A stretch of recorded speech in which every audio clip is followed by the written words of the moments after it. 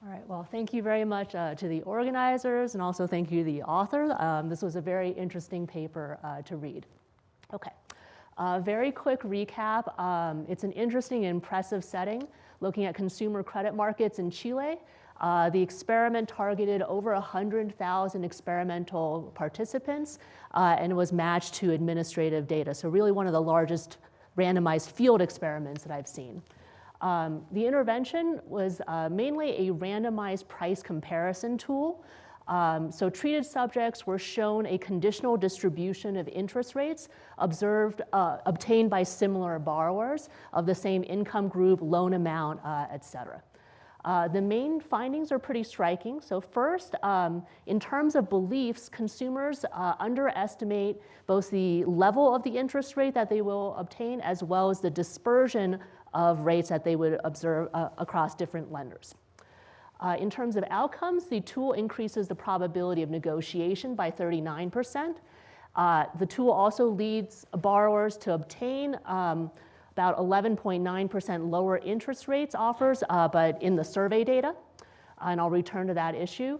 And the mechanism seems to be that these effects are driven by negotiation rather than increased search. So first, let me just talk about some of the many strengths of this paper. First, I really think the data infrastructure is quite exceptional. There was regulatory collaboration. I really don't know how Sean manages to do this stuff, but he partnered with the Financial Markets Commission, the CMF, which allows for a rare combination of data, which is experimental linked to administrative records. As I mentioned, the scale is quite large. And he merged this with a universe of 1.8 million administrative consumer loans. So then he gets kind of the ground truth of interest rates that are actually operating in this market. The measurement also moves beyond self-reported outcomes to verified loan originations. So it allows for a precise calculation of what is the truth versus the belief of regarding market distribution of interest rates. The treatment also goes beyond generic, we push you to shop around.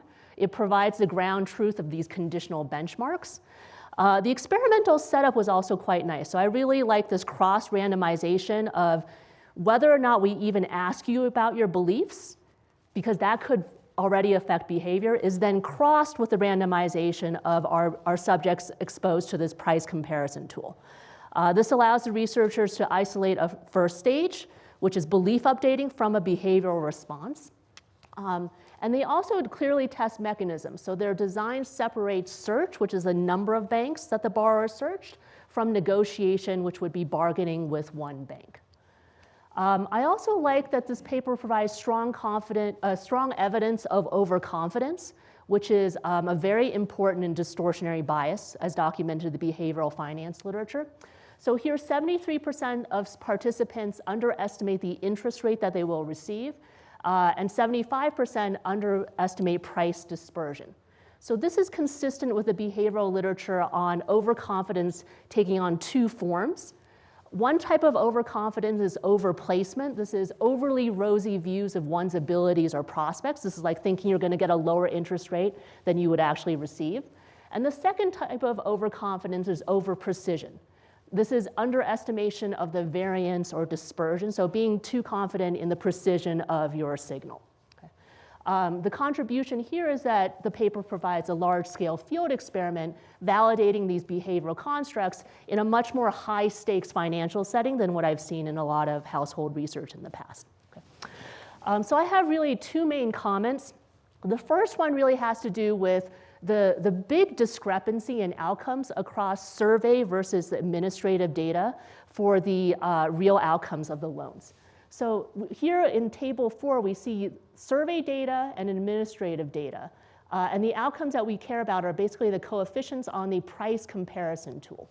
If we look in the survey data, it looks like participants, if you just look at log points, are receiving much lower offered interest rates and much lower log interest rates taken. Okay. If we look in the administrative data, which is a larger sample, the log interest rate taken, that's almost a zero effect. Okay. It's close to a well-estimated zero. There's also big differences in the magnitudes of the probability of loan take-up. Treated subjects in the survey data are 0.036 more likely to take up a loan. There is a selection effect also in an administrative area, but it's much smaller. Okay? And I really think the paper could do more to help us understand why there is this sharp difference in effects between the survey data versus the administrative data. Okay. So again, the survey data shows a strong statistically significant reduction in interest rates that the borrowers observe after they get treated with the price comparison tool. Much lower rates offered and taken, more than 10% drop in these rates. The administrative data has a precise null result on interest rates. And then there's also a difference in the magnitudes for the loan uptake. Okay? So the effect is positive for both, but the magnitude differs by about fourfold. So this is why I was a bit confused about this argument that because there's selection into people being more likely to take up loans, that is what's driving the zero effect in the survey data. I agree that there's selection, and I also agree that the selection can cause people who would normally qualify for different types of rates to enter the group that takes on loans. But you would think that the selection effect would actually be stronger in the survey data, where there's a greater magnitude for probability of loan uptake. We do worry a bit about selection into the survey data. So this is the survey data funnel. We're starting with the initial sample, and I'm sorry, this is incorrect. We start actually with 46,000 for both, for the initial sample for which we have beliefs data on both. But then in terms of ultimately getting data on interest rate taken, we're down to 364. So there really is a sharp drop-off in sample as we get to data for subjects that we actually have interest rates for. In comparison for the administrative data, for data on loan uptake, we have the full 46,000, which is essentially, you can think of that as the starting sample for which we have good beliefs data for. And then, of course, we only have data on the interest rate for those that actually took up loans. But that would be relatively unselected, conditional on you got a loan. So there we observe interest rates for everybody, and that's that 8,900. So this kind of leads to the question, what leads to willingness to participate in this survey? And I wonder whether people who negotiated well based on information that they saw in the price comparison tool are the ones that chose to respond to the survey. Whereas, control subjects, maybe they just have somewhat random low response rates, but for the ones that were treated with showing the distribution, if I know I got something in the left tail of the distribution and feel rather proud of myself, I want to respond to the survey, and that could lead to some of this drop in interest rates among the survey sample.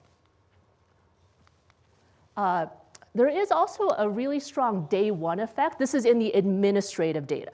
So if we split out the administrative data sample into those who took on a loan day one of the treatment over day 30, day 90, day 180, we see that for day one, there is a significant effect of treatment on interest rate taken, and there's not a significant effect, basically a zero estimate on probability of loan uptake. Now, what could be explaining this? I question whether this is really negotiation. So in the administrative data, there's this big rate reduction only for those that took out a loan within 1 day of treatment. Is this actually a negotiation? It seems somewhat unlikely that a borrower sees the tool, applies for a loan, negotiates, receives a counteroffer, and signs within 24 hours of treatment. So I wonder if these day one borrowers may have already been considering an existing offer that they had. And for some, the price comparison tool reveals to them that the offer was in the left tail of the rate distribution. So in essence, the treatment, which is this knowledge of the full distribution, facilitates informed take-up of existing loan offers that happen to be good. So this is also consistent with no day one effect on loan take-up rates. So only those that had already had an offer and was confirmed to be good by the price comparison tool then increased their uptake. And of course, if they took it, then they had that lower interest rate. My second main comment has to do with the modeling of negotiation. Although let me preface this with, I'm really glad they took on negotiation. I think it's such an important part of a lot of search models, and I think Sean's absolutely right. It's unfortunately been left out by a lot of the literature. So their current model is a two-stage bargaining game where the consumer has potentially biased beliefs about the distribution of interest rates that they will face in the market. A consumer type theta is the difference between the consumer's perceived distribution and the true distribution. The bank does not know the consumer's theta and makes an initial offer of an interest rate R. In the model, the consumer always negotiates because the consumer cost of negotiation is just set to 0. And through the negotiation, reveals to bank their type theta. So essentially, the negotiation reveals the consumer's posterior beliefs about the interest rate distribution to the bank. After that, the bank can make a take it or leave it offer based on their knowledge of the consumer's type theta. This modeling setup allows for some nuanced predictions. So for example, they predict that consumers who overestimated the first moment will not benefit from updating their beliefs closer to the truth, as the lender will assume, based on the consumer's beliefs, that the consumer will accept the initial offer. Okay? Consumers who vastly underestimated the first moment will also not benefit, as their partially updated beliefs will still be too far below the true distribution, and thus the lender will infer that it cannot profitably lend to them and will not incur the cost of negotiation. Okay? So I think these predictions all follow reasonably from the model. I just question whether this maps well to this particular setting. So the modeling assumption that negotiation reveals the borrower's posterior beliefs, I think it could resemble some real-world settings, but it may not be a good match for this experiment because what the intervention did was it provided verifiable hard information. It provided the ground truth of the borrower's conditional rate distribution based on administrative data that was provided by a regulatory agency. So here it seems like the borrower can claim to have better options by just showing the printout of the information treatment, regardless of their own internal posterior beliefs. So regardless of, I think my interest rate is over here, I can just decide, would I be better off by showing them the printout of the distribution?